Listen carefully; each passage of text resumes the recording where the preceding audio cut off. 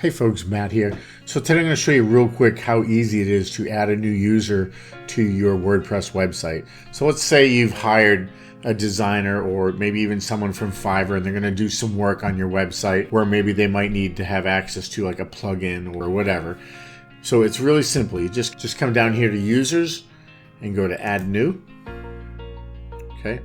Alternatively, had you have clicked users, it would have brought you to like this, and you could just click add new right here also. They both go to the exact same place.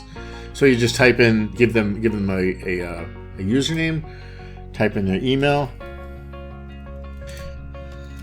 I always like to put in a first name and a last initial. I don't bother with the website.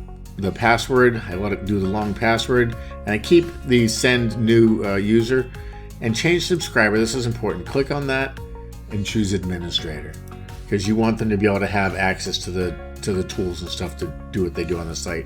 If you were to choose editor and hit that, they would have like no tools, no settings, couldn't do the header footer type stuff. They would have no access to plugins or appearance of the site. And so give them the administrator access if they're going to be a developer for temporary. Click on add new user.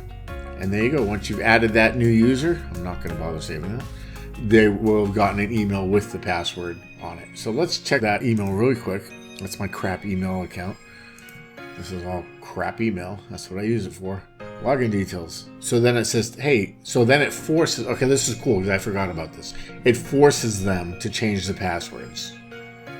So they go to this first one here, they'll have to add in their own password, then it's all secure. And then like I said, once you're done, you know, maybe like the next day or week or whatever, however long it takes, you come back and like, hey, I'm done. All right, cool. And you can go into users and find that test account or that account and just click delete and then confirm deletion. It's as simple as that. Bim, bam, boom, you're in, you're out. All right. Thanks everybody. I hope that was super helpful. You guys have a great day.